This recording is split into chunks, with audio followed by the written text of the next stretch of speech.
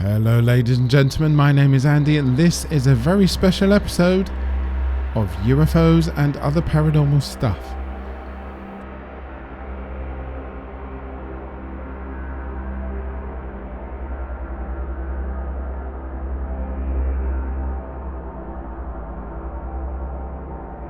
That's right ladies and gentlemen, this episode marks a first for this podcast. Today we join up with the wonderful Deborah Hatswell of the BBR, Being Believed Research, and we have a bloomin' good talk about all things paranormal. Deborah is a paranormal investigator, and you can find links to the BBR all over the place on Twitter and Facebook, but you can find lots more information about what the BBR and Deborah Hatswell do on their website. You will find the link to their website in the episode description for this podcast today. So head over there, have a look and see loads of stuff. There is lots to have a look at. There's an interactive map of BBR cases. There's reports. There's also links to the case files done by the BBR on YouTube as well. You can find all of the BBR's podcasts wherever you get your podcasts from.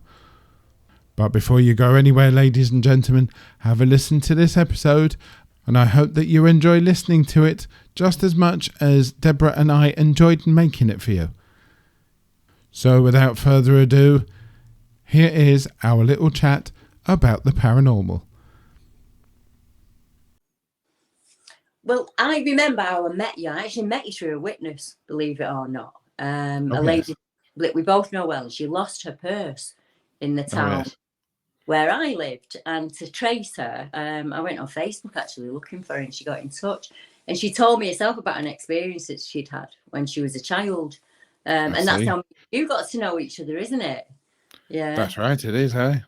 And then I had a witness from Buxton who went out to film with the TV crew, and you remember you asked me what they were doing, and I said that he'd been followed one night down the train track by what he believed to be a black panther that actually sat and stared at him for quite a long number of minutes. And you said that you used to work on the railway and you understood that quite well, and that you'd seen a railway ghost, which absolutely intrigued me. Do you mind telling me a bit about that? No, I don't mind at all. It was at East Croydon Station, a place I'd worked.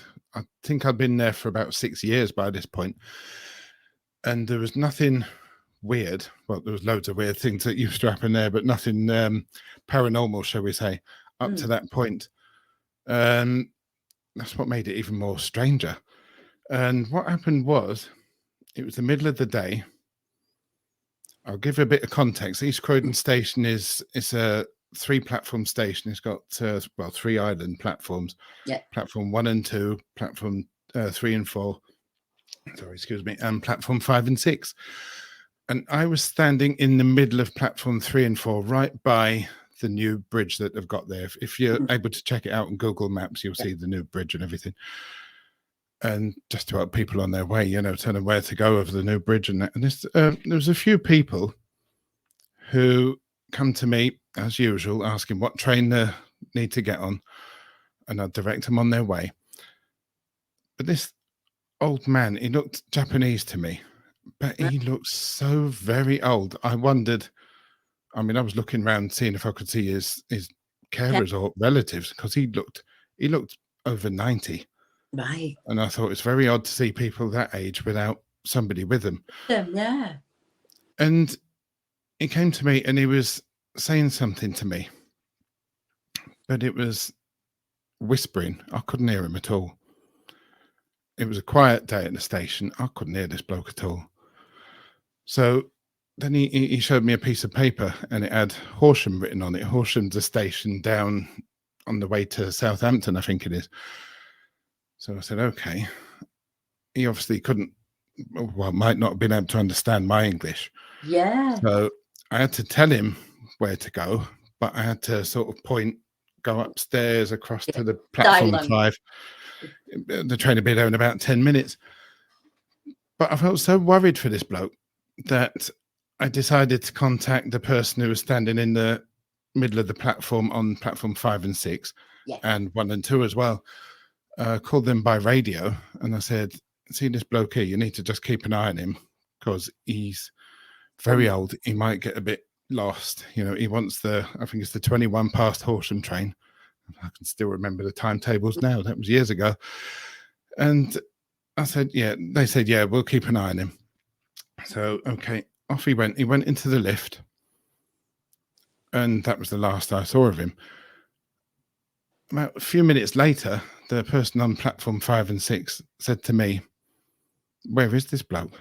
Yeah. I haven't seen him. He hasn't come down. So I thought, okie doke, I better call the person over on platform 1 and 2 as well.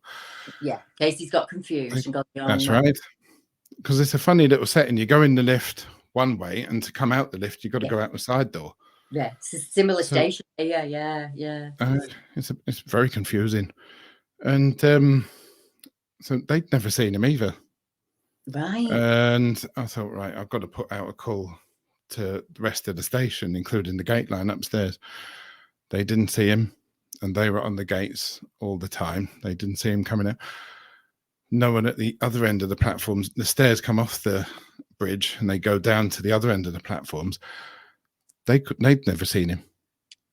So I'm thinking, where's this bloke gone? This is a missing persons now, and I'm the last person to speak to him. Yeah.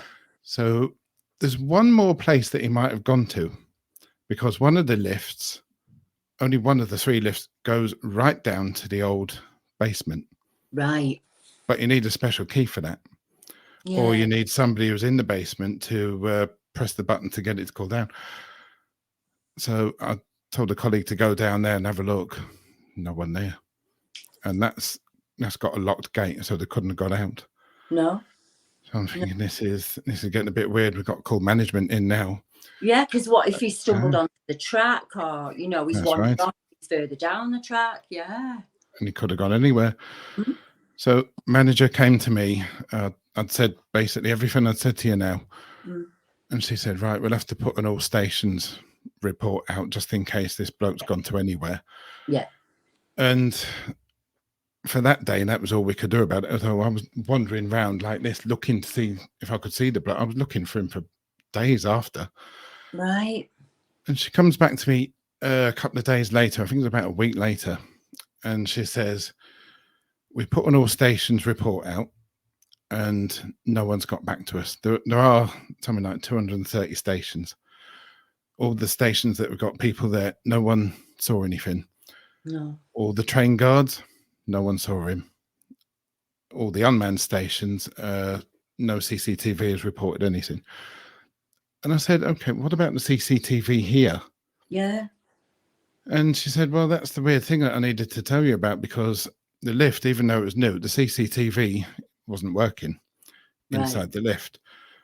And apparently the CCTV that looks directly at the lift door wasn't working either. But that one had only just stopped working at the very time that apparently the bloke had got into it, which I thought was interesting. Yeah. But the new bridge has got CCTV cameras looking at it from both ends.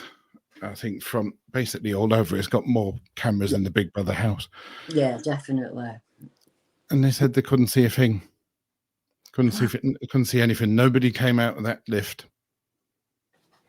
So where he's gone, I don't know. I mean, he looked out of place anyway. He looked very out of place to me, but he's gone. And I mean, for people listening in other countries, you can't move in the UK without being on a camera. No, I think that's right. There's a camera everywhere. They're everywhere, aren't they? Station. Yeah. You get a lot of train dodgers who won't pay the fare, so it's quite hard to get in and out of a station unseen. Right. You know. That's right. And what is his story? Can you imagine? Someone out there knows his story, you know, and why he was there that day. And wow. I'd love to know. And the fact you still felt his energy for a number of days is really interesting as well to me. I did. I wondered if he was, I don't know, hiding around behind one of the coffee huts or in the waiting room. I was looking at everyone, making sure they weren't him or, you know. Yeah. And I was looking everywhere. I mean, I knew the station inside out, and you knew all the little cubby holes, and I was looking everywhere. Couldn't find him. I didn't know where he'd gone. It was really sort of strange. And that was the weirdest thing that had happened at that place. Mm. Well, apart from some of the drunk customers, but we won't talk about them. You get a few. You said something that I hadn't resonated with me. You said, obviously, there's lots of people that have died on the railway, making the railway, in natural disasters and things, and people who've taken their own lives. And I never really, I thought, I never thought about it that way. It is just a building that maybe holds all of this resonance, and you tuned in. Maybe you're the only person that day that could see him. It could well be. Why? What was his message? Why was he going to Horsham? Oh, I'd love to know. Yeah. I mean, Horsham's a lovely place, but I don't know. It just seemed weird or really odd. It is really odd. Most people I speak to have an experience that they can't explain. They'll say they might not have had a cryptid experience, a ghost experience, but there'll be something that's happening that they just cannot put the finger on and don't have an answer to it. And sometimes you just have to accept that you're just probably never going to know. I mean, you don't know. That's right. But more than likely, we'll never know what his story was, unfortunately. That's right. I wish I did. I did. Yeah, I'm the same as you. I've done a few. I don't do a lot of paranormal work online. I tend to do that privately, because the situations I work in is normally when the family's at their absolute end and they've tried everybody else and they can't get anywhere. So I've worked with a lot of spirit and I've crossed a lot of spirit over, and each of them have a reason for being here. That's right. It might not be understandable to us at the time, but to them it's incredibly important and it's holding them here. That's right. I've heard. And it could be like that for him. That station, that journey might have been incredibly special to him in some way. That's right. Maybe he's just making it as he would and did back in his day when he was alive. That's right. I've racked my brains on it. How many times? And like I said, Horsham is on the way to the south coast. Horsham's actually on the way to Southampton. Right.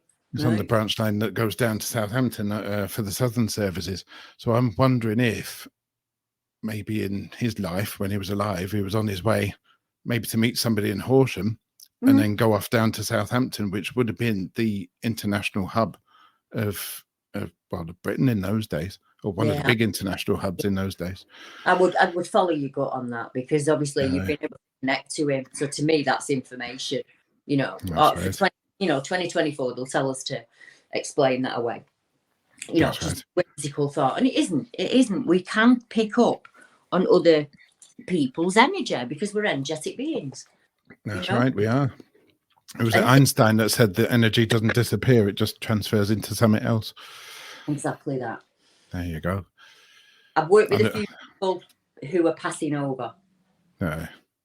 Normally, if they've had a bad event around that time, or if sometimes it's because they have something they haven't shared and they're worried that it's going to send them to a bad place. So a lot of the work I do is to say to them, you're just going to become another form of energy. You get to choose whatever you want to be as you pass. Right. You can come back as a sunlight, you can come back as a robin.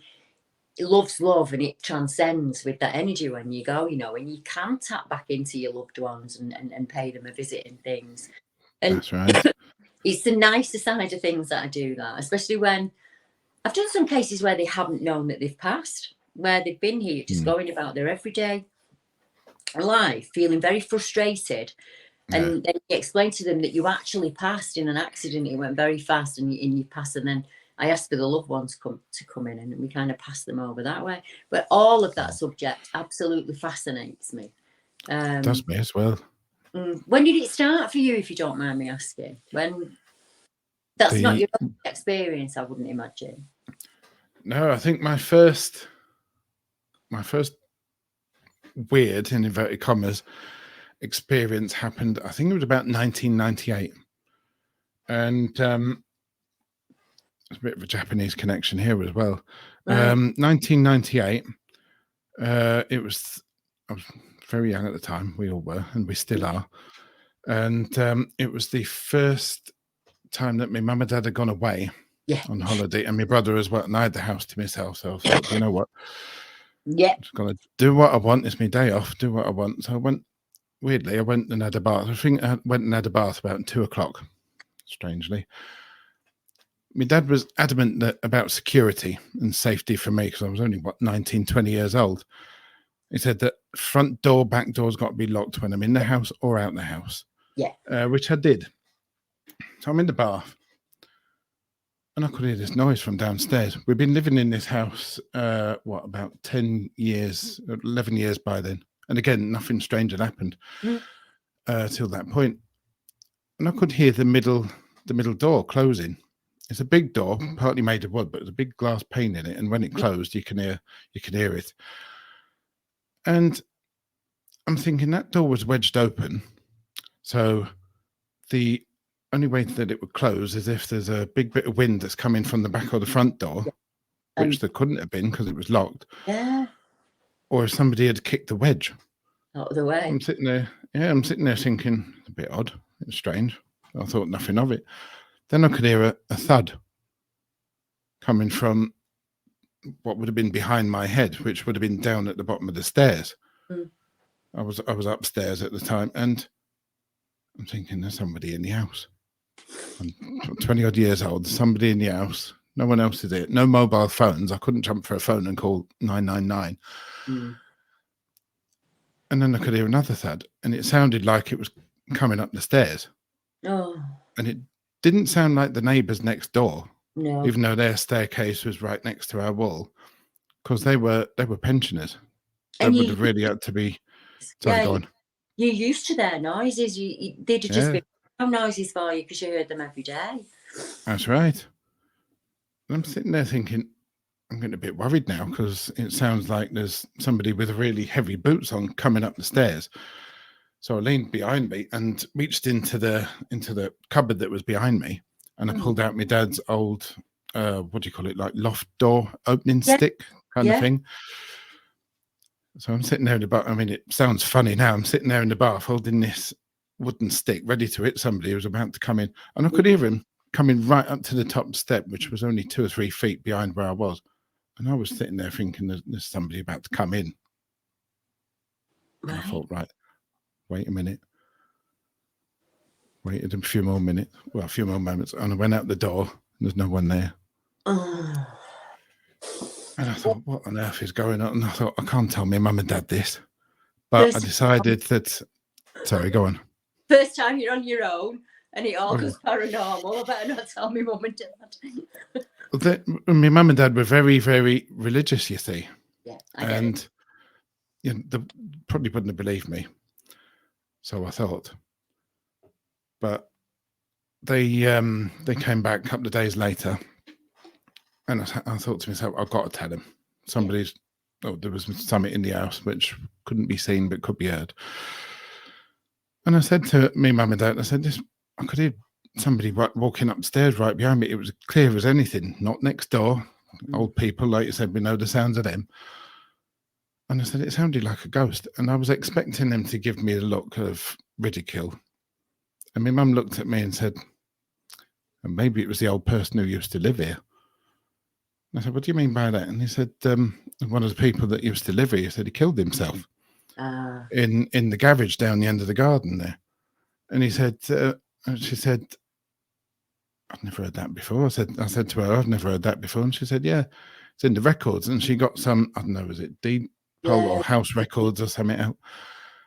And he'd killed himself in the garage because apparently he was a prisoner of war in Japan.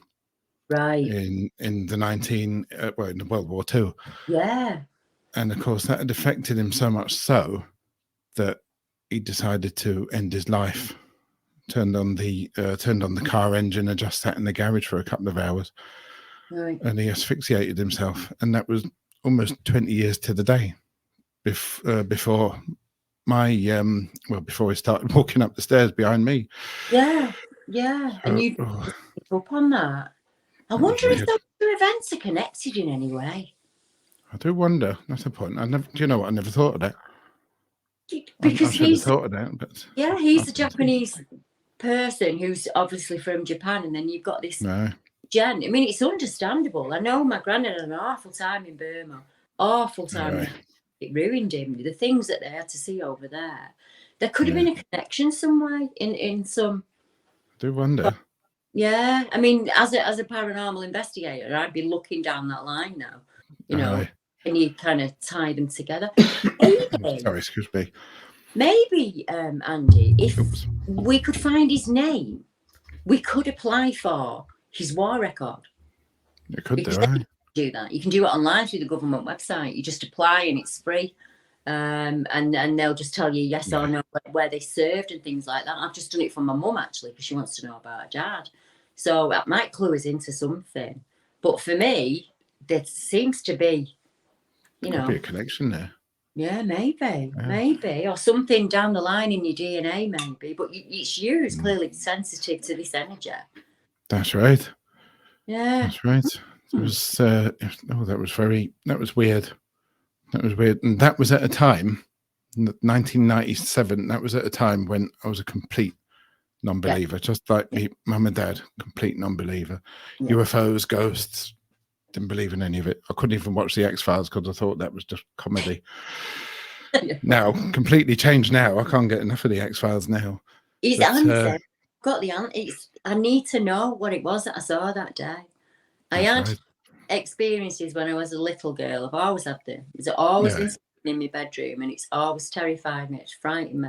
And I'm 56 now, and I still experience it. And I've never, throughout life, I never put those two incidents together. They were very, very separate, because everything stopped for me at about age 7 or 8. I think I managed to shut it down, and nothing had happened at all. And so to be 15 and that happened that day, just suddenly confronted with something that looks like a monster. For all I freaked out at the time, and I was terrified, and I was terrified for a good 20 years, I needed to know. I really needed to know what it was. I wanted to know, was he a time slip? You know, was it something paranormal? Was it something I did? Was he going to come back and get me? And that's what got me started on what I do, obviously speaking to other people. And I'm all about connections and patterns. So with you, instantly it's like, this guy's served in Japan and this guy's a Japanese ghost. You clearly picked up on that nationality. But that's fascinating. I don't think there's a link there. I would. I mean, personally, I'm going to see if I can find. I've got a few researchers at work, and they've got access to newspaper articles, things that I don't have access to that you have to pay for. But because of obviously do, and I know a few genealogists as well who don't mind working on things because they're interested in it. So I'm in quite a good spot to be with that. So we'll have a chat offline, and you tell me privately whereabouts the house was and stuff when you're ready, and I'll reach out to a few people and see, and maybe they can help with the mystery of the thing. That'd be interesting. I'd love to put the two pieces of that puzzle together, if they can go together, and I'm sure they can. It's like the lady we were talking about when me and you met. She had never together. What she described to me, what she saw is like a sickly wolf-looking thing. It had yellow eyes, and it was on the golf course. And obviously, she said she was terrified of it. Really, really sad, and that's understandable. And she'd written it down in a diary. It has such a marked effect on her. She wrote it down in a journal. But even she went back to the golf course next couple of days and actually asked the golfers, have you seen anything that looked like this? And I said to her, what's your earliest memory of an unexplained event? And she said, when I was little, every night when I went to bed, there'd be an invisible wolf in the corner of the bedroom, and my dad would have to come in, clip a pretend lead on it and take it out, and I couldn't go to sleep. And I cannot tell you how many witnesses I've heard that from. They've had this scary wolf in the bedroom that the parents have had to come in and remove. And they suddenly have an interest in the paranormal or the cryptid subjects, and did in search of answers, something that frightened them as a child. You can grow to a point where you need the answers more than the fear. That's right. And that's what you do. Yeah, you cure fear by understanding it, don't you? You know what it is that you're scared of. If I and he didn't do anything to scare me. He didn't put his arm out. He didn't growl at me. He didn't do anything. to elicit that fear, but his just very presence was enough, you know, for me. Oh yeah. And I was off. Scare you. Oh, it'd be horrible. Do you know what that you're saying there about the father figure coming in and putting like a pretend lead on the thing? I've heard that before. Not personally. I've heard that on other podcasts. Yeah. So that just goes to show you that this thing happens more than we might think. Yeah, that's right. It really does. I think spoke to a lady today, and she said a similar thing, but she didn't call him a wolf. She called it a dog. And she was out with her dog, walking a dog, and she'd had this experience. She said there was something within the tree line. I don't know what it was. I don't know. I didn't see it. But I just felt abject terror, you know. And I said to her the same. Did you ever have any paranormal experiences as a kid? And she said, oh, this dog. I used to have this black dog that used to be at the bottom of the bed, and it used to terrorise me. And I said, oh, I know what that's like. I've spoken to people before. I used to think they were the minority, but they're not. They're not. No, there's so many. There'll be people listening tonight who are like, oh my, you know, that happened to me, or something similar happened to me. You just don't know. There's loads of people out there, and I'd love to hear the stories. Yeah. And I'd love to know personally how many of them come from Suffolk, because there's a very famous, you more than likely you've heard about it. There's a very famous story of Black Shuck. Yeah, the Black Shuck. Yeah. I've heard loads and loads about it. There's a lot of reports in Sussex. I take them all the time. That's right. So that's why I plot them on a map, you know, so I don't lose them. I know what's going on at one time. And it seems to be an area where the land's very ancient. So you've still got some of your ancient forest there that we don't have in other parts of the UK. And whereabouts is that, sorry? No, sorry. Whereabouts was that, sorry? Is it Savernake? I always get the name of it wrong. Savernake Forest. It's got the biggest bellied oak in England. I'll look it up for you, and I'll make sure I've got the right place. Yeah. But I've worked a lot of cases. You've got the Sussex puma down there as well, and so you can imagine how often that comes into me. Strange deer heads found in the middle of a path. No body, just the head. All manner of strange things. Trying to think off the top of my head. I remember speaking to a witness who was a Wiccan, and she said we were all out there and we were drumming. It was the solstice. She said, and we could hear something creeping up through the grass, and just it was clearly watching it. We don't know what it was. It never rose onto 2 feet or anything like that.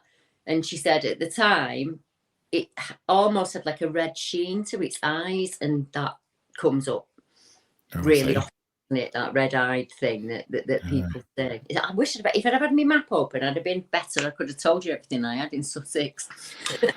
Sussex is definitely a place. I'm going to have to look more into there. Yeah. Well, that's only a little bit, 10 miles south of where I'm living now, so it's not too far away. No, not at all. And there's the is it Ashdown Forest? Ashdown Forest, yeah. Ashdown Forest as well. It's where Winnie the Pooh was written. Was it? I didn't know that. I didn't know that. I'm just going to grab me map. Give me 1 second. I know Ashdown Forest because there's a gentleman that I've worked with a number of years, and he had his first experience there when he was about 5. Right. He described it as almost like, the words he used was hairy fairy folk. And I asked him why, and he said, well, that's what they look like. They were really big and hairy, but they flitted in and out of the trees. He was playing a game with his brother, running around and playing. He was in there with his parents. And that's when he saw it. And he's actually a cryptid investigator now because of that experience. Right, let me have a look what I've got. So I've got this one here. Something moved. Let me grab it. It's at, I have to move it just so I can see the name of the place. Black Hill. And so just to the southeast of Ashdown Forest. And it's this came in on the 31st of July 2021. At the end of July, I had a bit of a strange experience when I was out with my partner. We went deer or animal watching in East Sussex. I take the eye binoculars with us, and it makes it much easier to see the deer in the dim light. We were parked up in our usual spot, and we'd been sitting there for a moment when we heard a loud gunshot and the noise of a peed off stag. Bearing in mind, it's hunting and culling had started. About 30 seconds after the gunshot and stag, some noises came, and something stood at the back of the car and blocked out what little light there was in the rearview mirror. It was as if something had moved behind the car and was big enough to block out all the light. Right. It was clearly a large but silent object. We heard no movement, and it was almost like someone was walking behind the car silently. I instantly put all of the lights on, and there was nothing out there, nothing to be seen. I checked, and there was no other people or cars in the area. So we just got out of there pretty sharpish. I bet they did. I know, I bet they did. She does state that she felt the energy change, almost like an energy change. And she goes on, it's quite a long experience. But yeah, I didn't know Winnie the Pooh was there. There's a dogman report, East Grinstead. You've got 2 reports at Tunbridge Wells of a Bigfoot-like creature. And then if you head down, say you were going down to the coast, you've just got a band all along that's the south coast of really, really UFO reports, paranormal reports, cryptid reports. Clapham Wood. Yeah, exactly, all of that. Yeah. You're in the right place. You're in a better place than me in the northwest of England if you want paranormal stuff. Oh, that's right. That's right, so I've heard. I've never had an experience with a ghost, what you would class as like a typical ghost kind of thing. But I think that's because when I was growing up, I always imagined ghosts to be like, like, I don't know, like Victorian chains and, the typical thing that you have in your head. But I was once coming home with my friend. I lived in just a normal town, really. It was a mining village, and it just got bigger as time went on. And it would have been 91, 92, something like that. And it was about 1:30 in the morning, but it was a walk we did quite often. And we're walking up, and they used to have these big, like 3-story Victorian homes, and they were kind of rooming houses, so you'd have different families on each floor, and they'd share the back kitchen. And we'd done the walk so many times, never felt anything eerie or anything like that. And as we come over the bridge, something in my head said, "Don't look, don't look." And as it said it, my friend went to look, and I said it out loud again. And I don't know why, but I looked. And there was didn't you? There was it's like when someone says don't look down, the first thing you do is look down, straight away. I think because I didn't want her to look at it, I went, no, don't look. And I looked, and it was a dead woman in the chair. Ooh. And we just carried on walking a few steps, but my brain's processing at this point that all of the room's blue, and she's blue, and the chair's blue, and it's just something not right. There's something not right. And I walk back, and she's not there. The room's completely different. But for that split second, she was just like this in the chair. And it was absolutely terrifying. And I just never, I'm not, I was a bit of a scaredy cat back then when it came to stuff like that. So I was just like, I'm not going that way again. I'm never walking up Derby Road again in my life. Blame you. I don't think I ever did. But yeah, things like that happen for me more so than actual like spirit, that people see spirit. It just, I don't know. I think it's different for all of us, isn't it? I think so. Hey. Yeah. I think so. I think many people have got a connection. Some people have got a more stronger connection than other people. And I think it's like Dr. Stephen Greer said about people who see UFOs. You get some people who see UFOs every single night, every single day. Yeah. Then you get people who look up at the same time and they don't see anything. They don't know. People have connections. Some people are stronger. I think they definitely are. I do. I've spoken with people who've said that they've actually been able to communicate. They've kind of gone, right, well, if you are there for me, flash twice or something. And it's actually happened, I just think it's changed, hasn't it? I think you've noticed as well. From about 2019, things have really ramped up. So that there's more paranormal experiences, more cryptid experience, more people coming forward and looking for answers. And I don't know why. Obviously, I've got a few theories and conspiracy theories and things like that. But I can't prove it, I can't put my finger on it. But something's definitely changed, because the way the government speaks to us now has changed. So it's all about stay in your house, you stay at home, buy offline, you don't need to go to the club, we'll have a Zoom meeting, it's all engineered to stay at home. And I just wonder why, why do they need us in the house? Is safe. And I'm seeing dogman report after dogman report after dogman report coming in, not even frightening or scary attacks. Worked 2 cases this week, 2 women, don't know each other, live 20 minutes by the crow flies apart. She gets in touch with me just before Christmas. Stay again, walking the dog, something in the tree line. She goes to step forward and it says, do not come in here. You do not want to see me. And she backed out and went. And then I've got another lady, October 2021. Walking down the path. You used to get an old railway track, and now they kind of pave it, and you can set the bike, the dogs, and that kind of situation. Really poor sight. Her sight's very bad. So she's got the dog clipped on to her harness on her chest. I saw a dark movement, and I presumed it was like a lad on a silent scooter. She said, and he was moving so quickly that I said, stop, you're going to hit me. And he did. She said he stopped immediately in front of me, about a foot away. And I can see out of my peripheral. And in my peripheral, I can see a torso that's covered in hair, very thickly muscled, doesn't smell, doesn't stink, doesn't growl at her, just looks at her, makes eye contact. She said it took 2 steps, covered 10 feet and was gone in the woods. So it wasn't... it wasn't there to hurt her or harm her. She felt that she just caught it out. No, that doesn't surprise me at all. You have to wonder about all these animals that were sort of hidden away before. Sorry, I've got a really funny cough today. I know, we've all got it. Just don't worry about it. I think it's passing. I think it's going around. All these animals, all these cryptids that were, or animals that were living on the land before towns really did expand, before cities and towns expanded, and they were probably living in the peripheral then. You couldn't see them, and they've had to go sort of elsewhere. You look at Ashdown Forest, you look at the Highlands in Scotland, the Lake District, the New Forest, all those places. There's loads of places where they could go and hide. Yeah, there is. I agree. Look at the northeast coast. If you look at the north coast from the tip of Britain all the way to the top of Scotland, on each old military installations, we have a report of a dog-like creature or a Bigfoot-like creature, always on military defence land, all the way from the old stinker of the olden days to very, very modern day reports.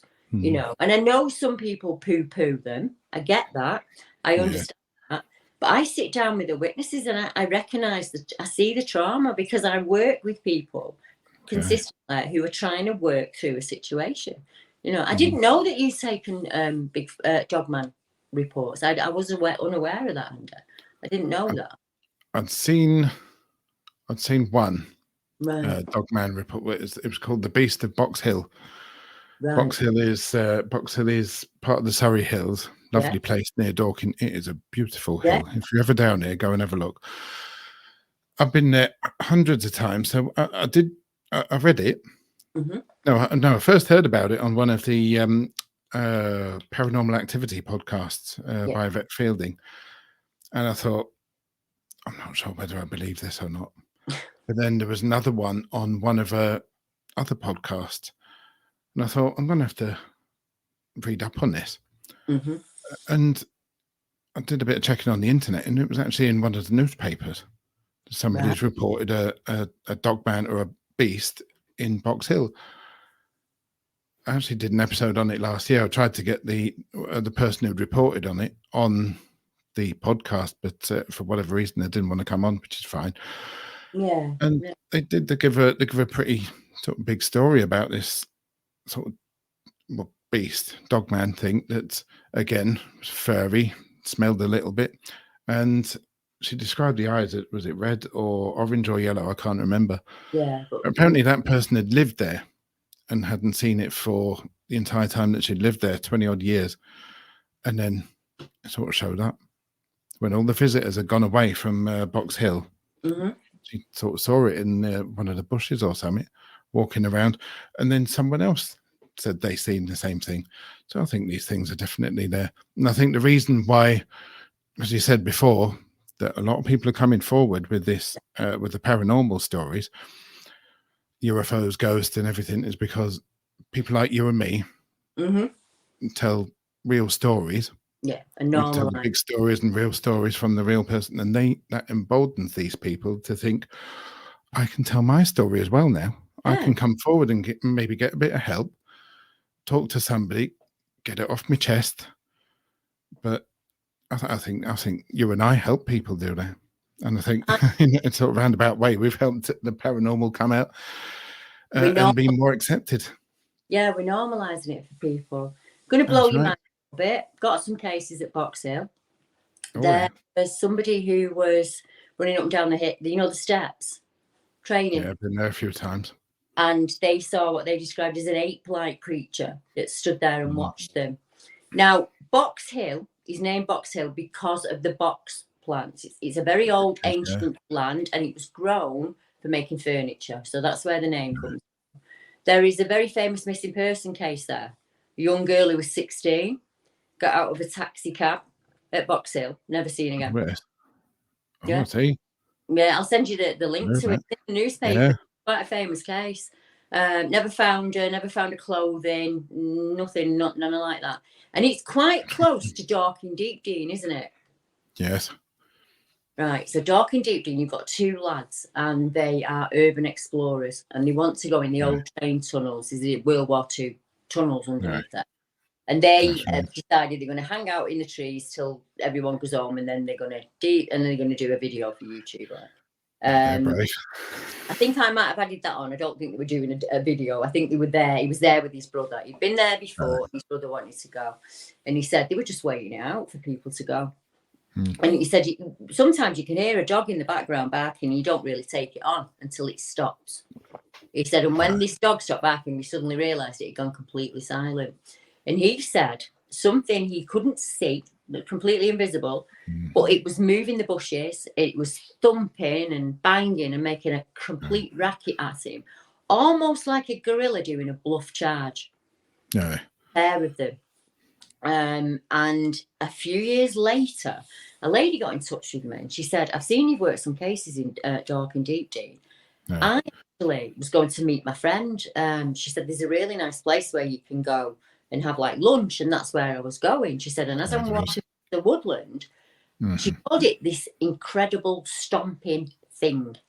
She said there was something in there that I couldn't see, but it was pounding the ground and making an awful racket. And she actually ran. She said, I grabbed my skirt and I ran. And when I got there, my friend said, oh my goodness, what's happened to you? She said, and I felt a right idiot telling her, but I had to. She said there was something in those bushes, and it was shadowing her on her walk. So maybe if we combine our cases, if I send you the ones that I've got there, because it's an area where, I mean, you can keep on top of it much better than I can. I'm stuck up here in the northwest of England. I might even be able to get her to speak to you. I'll email her when we finish talking and see if she'll have a chat with you. Oh, that would be good if you could. Yeah, no, I don't mind at all. Because sometimes it's nice if an investigator can go to the area. That's right. Either with them or without them, and then go through the day again with them and see how they feel. One thing that might be important, when there's an ancient burial site at Dorking Deep Dean. When they were building the tunnels for the World War II, they actually disturbed some of that ground. And it was at that point that people started reporting wolf-headed men within the tunnels. That's strange. There was a huge paranormal team came over from America and did a paranormal night there, trying to connect with these wolfmen. And they were telling stories of like the guides that were down there that had seen them during the war, and they were described as wolf-headed men, like they were at Alconbury, just completely covered in hair, but men with an Alsatian's head, German Shepherd's head. I don't know what I'd do if I did that. Can you imagine that? I'd be away. I'd run down the hill and get on the first train out of there, I think. I think so. Then I want to go back and investigate a bit more, you know what I mean? I know. we should really leave them wanting more, shouldn't we? So I can bring you back on for part 2. But sure, what that me to do is, if anybody's got any information out there for Andy or for me, please get in touch. Andy will have links on his episode and I'll have links on my episode. Because as I say, Andy's actively looking for cases in that area, because each case can give us a tiny clue to what's going on in these areas of high strangeness, because that's Sussex is an area of high strangeness. Oh, it definitely is. It definitely is. I'm going to have to look into it more. I used to think that Suffolk was very, very high strangeness, but I think Sussex definitely is as well. Yeah, I'm going to send you all my cases now so you can read them, and it might tie into what you're working on as well. So we'll definitely be bringing everybody an update. Definitely. But for tonight, don't you go anywhere. Thank you to everyone that's tuned in. Thank you. And we'll see you again. We definitely will. Take care. Have a good day. Well, what did you think of that, ladies and gentlemen? Any comments on our special episode, please do go to www.ufosandops.com. Let me know what you think. Let us know what you think even. And don't forget, ladies and gentlemen, to head over to the BBR's own website. Have a look at everything they have. They have a load of stuff that you will be interested in. They are on Twitter, they're on Instagram, they're on Facebook, they're on Amazon. They're on all the podcast places, so have a look over there. But yes, have a look in the show notes for this episode and you will find their website sitting there waiting for you. Once again, ladies and gentlemen, this has been a pleasure to make. I hope that you enjoyed listening to it just as much as we enjoyed making it. There will be more shows coming up very, very soon, both in collaboration and on my own, so do keep an ear out for them. And until the next time I speak to you, ladies and gentlemen, take care. Speak to you very, very soon.